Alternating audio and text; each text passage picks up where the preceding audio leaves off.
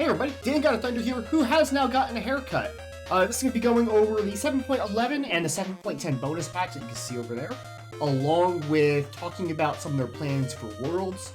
98% of the time I don't really talk about Hi-Res's plans for their monetary stuff, because I think it's generally pretty bad, but I think this is actually a deal worth talking about, so let's get into this. So they're going to be nerfing Heartseeker. It's going to be doing a little bit less bonus damage. I thought this item was in a pretty good spot as this luxury assassin item. Gladiator Shield's really kind of taken over for tanky characters to do the same job. I thought Heartseeker was still a better option, and given that it's a higher price tag, should have been better.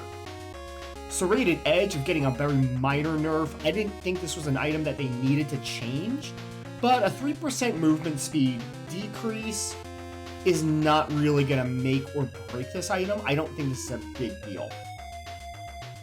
Loki is getting a lot more scaling. This is actually a 40% increase to its overall scaling. 40% of your physical power, that is. This is getting another 15%? Yeah, 15%. I think this is I thought Loki was okay. I hadn't actually gotten to play him myself, but from what I had heard is that he was alright. So, we'll see.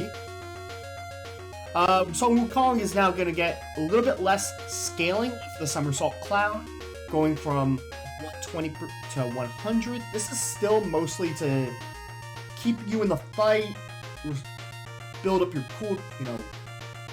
burn some time off your cooldowns, heal, so you can get back in to use your kit again. This can be used to get some long range, to get some kills here and there, but his primary purpose was to maintain Sun Wukong as an annoyance. I don't think this is going to change his overall power. Amaterasu is getting a pretty big nerf. I think this will actually knock her out of the vaulted top spot in the meta. This is going to increase her cooldowns by 20 seconds at rank 1, but go back to her position as a late game carry. I think this is actually going to be a lot bigger. This is going to be a much bigger deal than the previous nerfs. Cupid is getting a 10% decrease on scaling to 20% overall on hit and explosion of Heart Bomb. I don't think this is going to be a big deal. They're trying to push Cupid and Rom back. I'll even talk about Rom here. I don't think this matters. This is going to be 5% less per rank on his ultimate shots. So it's going to be like 40 less at max level. No, 50 I think. This isn't a big deal. And I don't think the Cupid one is, but they're trimming some of the things back on both of these characters after they got some really big buffs, which is the exact opposite of how I feel like they should be balancing things, but they're putting both these characters into a better spot. Neither of these changes will really kill their viability, and I think there's still going to be strong pickups. If you've been playing a lot of Cupid and a lot of Rom, you've been feeling good on them, keep playing them. Hera is going to get 5 less shielding per level, so this is between 5 and 300. No, 5 and, what's math? 5 and 100. I should be able to do first grade math. 5 to 100 shields. So it's going to go down from 400 to 300 shields. That's actually a pretty big deal. I don't think Hera was really viable at anything other than the highest levels of play. Whether this really nerfs her at those levels for SPL, I'm not going to say. I'm not qualified to talk about that. I don't think Hera was super popular in my games anyway. I don't think she was very popular in yours. I don't think this really changes too much. Hupwa is getting some nerfs. 10 less damage at every rank on Water Cannon, which I think is a big deal. This is your principal clear ability. Because he has to get so close, he already doesn't have the greatest levels 1 through 3, so you can put him on the back foot. This makes it easier to do that. It's not going to really change anything on the top end, though. And the Atlas of the Yellow River gets a small, slow, and movement speed buff. I don't think this matters, but I think the 10 damage off the Water Cannon is actually a big deal. Kuzenbo is getting 20 less damage at rank 1 on Sumo Slam. That doesn't matter. It's gonna impact his ability to be aggressive and get kills early, but I don't know if that's really the key to his kit. I don't know if that's really gonna make or break anything on Kuzenbo. Strength from Pain is gonna get 3 base physical power less.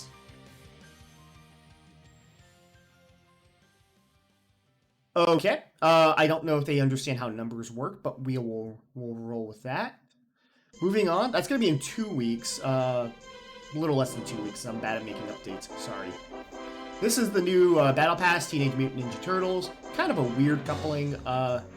Excuse me, Leonardo Osiris is actually kind of sensical. Sun Wukong, Donatello, fine, they both get a stick.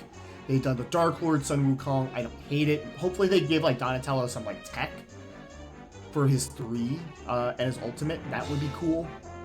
Michelangelo is Mercury. Okay, fine. And then Raphael as Loki doesn't make a whole lot of sense. Raph has always been big, like... They're ninjas, yes, but they don't really act like ninjas. Raphael has always been the big, tough, brawler guy. They give him Loki's kit, which is a shit combination. I don't know. Splinter Hachiman, I don't know if there's been any point in the shows that he's used a bow and arrow. Please correct me if I'm wrong in the comments. You could be wrong on that. I don't think he's ever had one. And Shredder Robin. Good! They gave Robin a Shredder instead of Yang. From Ruby. Because remember, they gave us the fucking excuse of, oh, we can't have... They want, you know, they made her fucking Terra for no reason. Because, oh, we can't have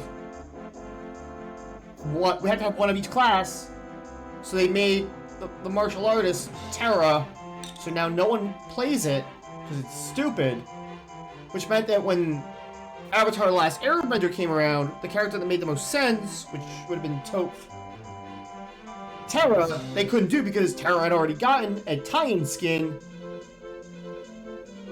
Fucking A. Anyway, do they have... This is interesting.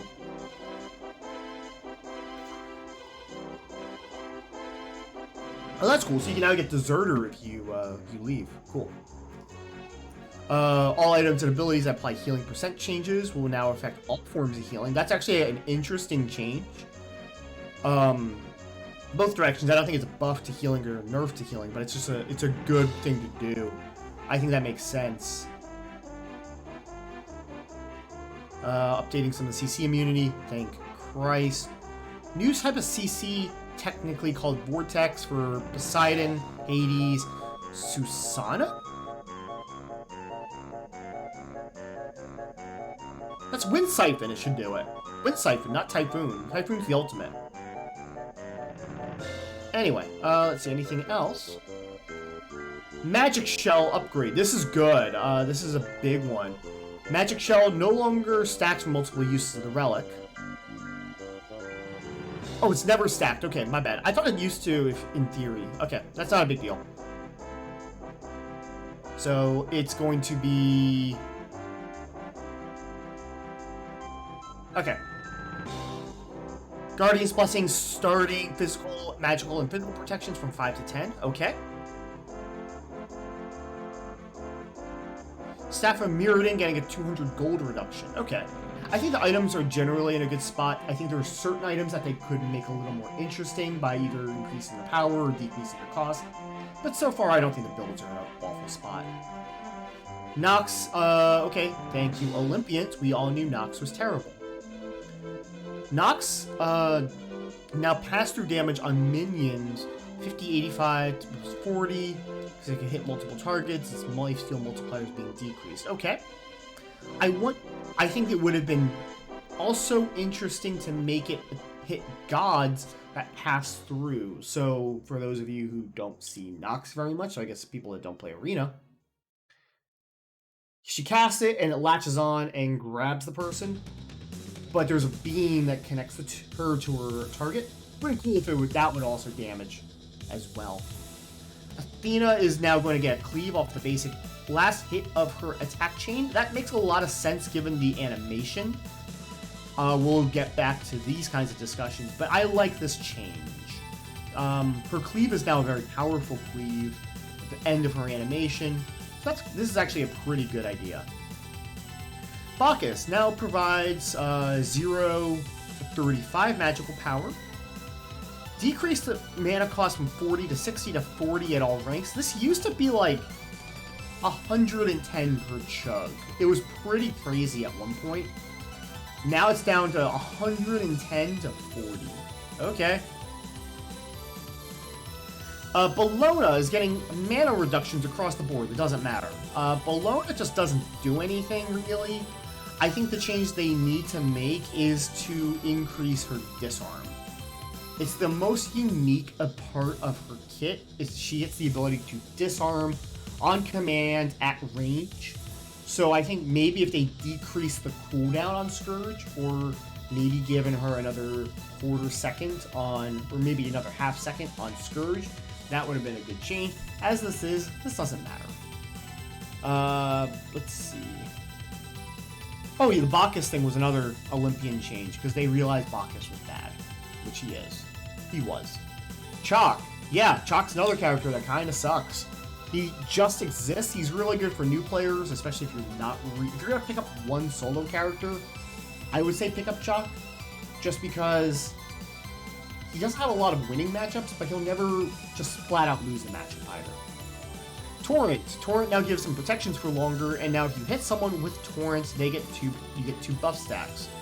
This doesn't help him. The problem is for Chalk is that he doesn't die, but he has no function in a late game team fight outside of being an ultimate bot. This doesn't help him be not an ult bot. Useless. Daji, okay, so she is getting...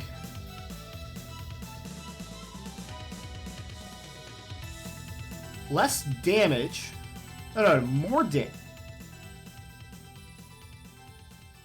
More damage early at all ranks. More damage early, less damage late, and then increased scaling. Okay. So they're kind of just repositioning this to be really good early on. Okay. Yeah, Daji doesn't get off the ground the easiest out of junglers, but when she gets going, she's pretty good. Block stack thing doesn't help her. The prevalence of block stacks is really what mitigates her effectiveness. Isis. Another 20% magical scaling to her primary damage. Isis is kind of fringy. I don't think this is going to bring her forefront into the meta. I don't know if this is really going to change her position. Jormungandr, yeah, he has not been doing well lately. He's going to be able to knock people up more out of the three. I don't think this is going to help.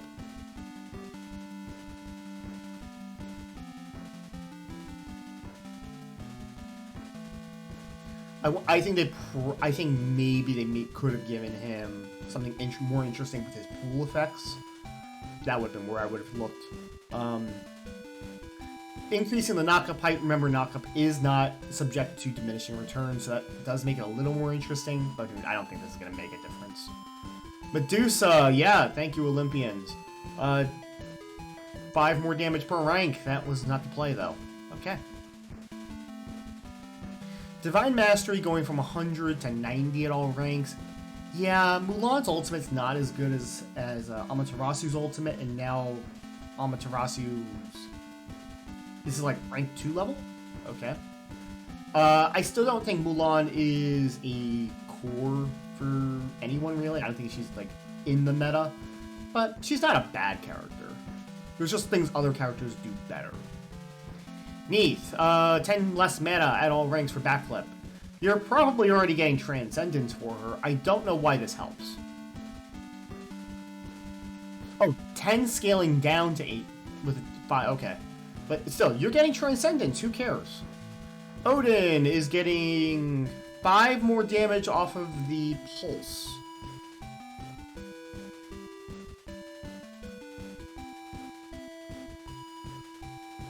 Okay, I don't know why. I don't think he needed that, but okay. Terra, this is stupid. Terra now gains cleave basic attacks on her entire hit chain while this passive ability is active. The problem is that she just punches you. So now it's a punch that like swipes through like 3 on the right, on the left, and what? What would have made much more sense for Standing Stones is if it gains like... Terra gains 10 plus her level HP per basic hit. So she gets sustain off of that. It would have tied in because she's a healing character, she has the self-sustain in her kit. It does synergize with some of her other stuff. And it makes more sense, and it doesn't look stupid from an animation perspective. Vulcan, Earthshaker, increase close range to 60 to 75% of maximum damage if you drop it at feet.